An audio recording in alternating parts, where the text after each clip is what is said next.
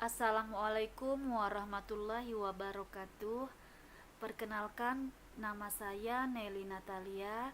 Saya adalah mahasiswa UT Pasca Sarjana Pekanbaru Riau dengan NIM 501153063. Pada kali ini saya akan kembali mencoba mempresentasikan tugas diskusi sesi 8 mata kuliah MPDR 5302 Studi Komparatif Pendidikan Dasar di Berbagai Negara.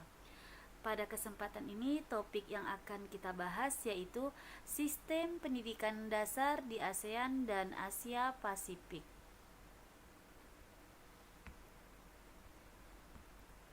Pembahasan pertama yaitu menurut Anda, apakah sistem jenjang dan struktur persekolahan serta pengelolaan pendidikan dasar di negara ASEAN dan Asia Pasifik memiliki persamaan dan implementasi pendidikan yang Anda rasakan di lingkungan sekolah Anda? Nah, adapun perbandingan sistem pendidikan dasar secara umum antara Indonesia dan negara-negara ASEAN Asia Pasifik menunjukkan persamaan fundamental dalam struktur jenjang wajib belajar 9 sampai dengan 12 tahun, yaitu dengan pembagian PAUD, SD dan SMP, dan penggunaan kurikulum serta pengawasan oleh pemerintah. Namun, perbedaan signifikan terletak pada implementasi dan fokus.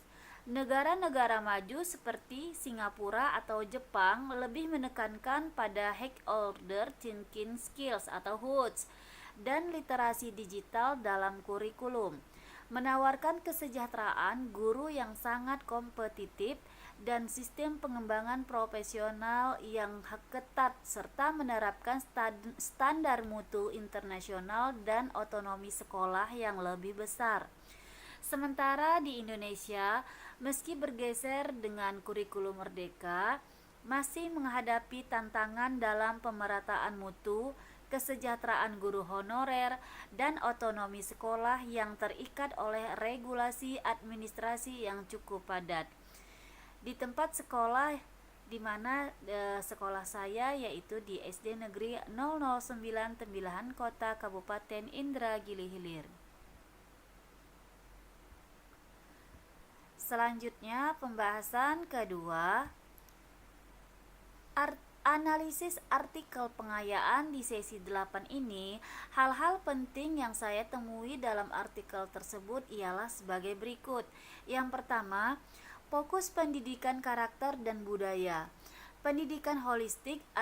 Artikel sering menekankan bahwa negara-negara dengan performa tinggi seperti Jepang dan Korea Selatan yang mengintegrasikan pendidikan karakter, etika, dan nilai-nilai sosial secara mendalam dalam kurikulum sekolah dasar. 2.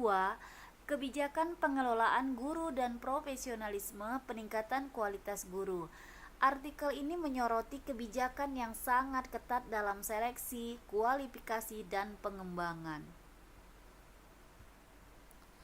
Yang ketiga, sentralisasi PS desentralisasi kurikulum dan manajemen. Tingkat kendali dapat ditemukan adanya perbedaan yang signifikan dalam tingkat sentralisasi kebijakan. Contoh sentralisasi yang ialah negara seperti Korea Selatan atau Singapura memiliki kurikulum nasional yang kuat yang menjamin standar mutu merata di seluruh wilayah. Yang keempat, investasi teknologi dan keterampilan abad ke-21, infrastruktur digital, yang artinya studi komparatif pasti akan membahas investasi besar negara-negara maju di Asia Pasifik dalam infrastruktur TIK di sekolah dasar. Fokus kurikulum ialah terdapat pergeseran fokus kurikulum dari menghafal atau rote learning menuju ke pengembangan keterampilan abad ke-21 seperti berpikir kritis, kolaborasi, komunikasi, dan kreativitas ataupun 4C yang didukung oleh integrasi STEAM dan literasi digital dari sejak dini. Yang kelima, pendanaan dan anggaran pendidikan atau financing. Alokasi anggaran di negara-negara dengan performa pendidikan yang tinggi pada umumnya mengalokasikan persentase PDB yang signifikan untuk pendidikan yang dialokasikan secara efisien, terutama untuk infrastruktur, alat bantu belajar, dan gaji guru. Selanjutnya di pembahasan ketiga ini, kaitannya dengan isi tayangan di YouTube, materi pengayaan sesi 8 pada video dengan materi modul 6 dari BMP Studi Komparatif Pendidikan Dasar di berbagai negara. Adapun kaitan antara tayangan YouTube, video pengayaan sesi 8 dan modul 6 BMP MPDR 5302 sangat erat karena keduanya berfokus pada perbandingan sistem pendidikan dasar di negara-negara ASEAN dan Asia Pasifik.